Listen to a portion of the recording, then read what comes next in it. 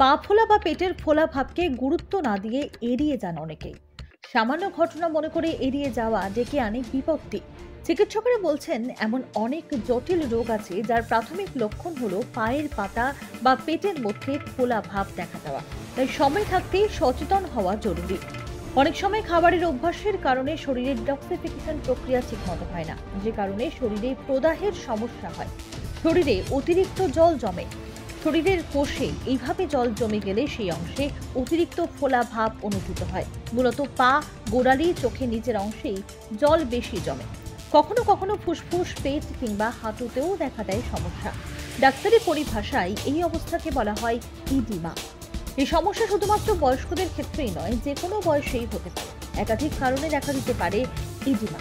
প্রথমে মাথায় রাখতে হবে, ইডিমা কোনো রোগ নয়, এটা রোগের উপসর্গ। দেহে অতিরিক্ত ফ্লুইড, শরীরের কোষে জল জমলে হাত, পা, গোড়ালি বা অন্যান্য অঙ্গ ফুলে যেতে পারে। সাধারণত রক্ত থেকে চুইয়ে এসে জল দেহের বিভিন্ন অঙ্গে চামড়ার তলায় জমে যায়।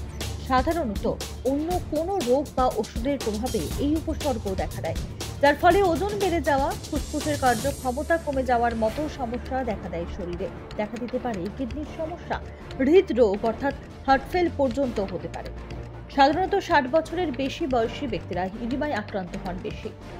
গর্ভাবস্থায় নারীরাও এই সমস্যার মধ্যে পড়েন। হৃদরোগ, কিডনির রোগ বা লিভার সিরোসিস রোগের লক্ষণ হিসেবেই ইডিমা হতে পারে।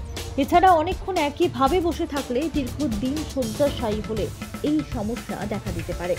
দীর্ঘদিন রক্তাল্পতা এবং থাইরয়েডের সমস্যায় ভুগলে ইডিমা হতে পারে।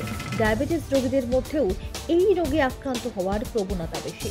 এই সমস্যা প্রতিরোধে খাওয়ার দিকে বিশেষ নজর দেওয়া জরুরি।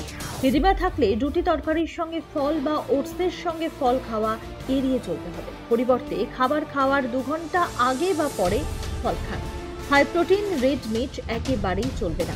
বেশি মাত্রায় অ্যালকোহল খেলে এই সমস্যা বাড়ে। দিনের পর দিন এই সমস্যা হলে একটা সময় লিভার কাজ করা বন্ধ করে দেয়। শরীরে ভিটামিন ডি এর অভাব হলে সেখান থেকেও একই সমস্যা দেখা দেয় শরীরে। বিশেষজ্ঞদের পরামর্শ, সূর্যাস্তের পর বেশি তেল মশলাদার খাবার এড়িয়ে চলুন। ডিনার আর ব্রেকফাস্টের মধ্যে অন্তত 12 ঘন্টার গ্যাপ রাখা জরুরি। ব্যুরো রিপোর্ট, আজ বিকেল।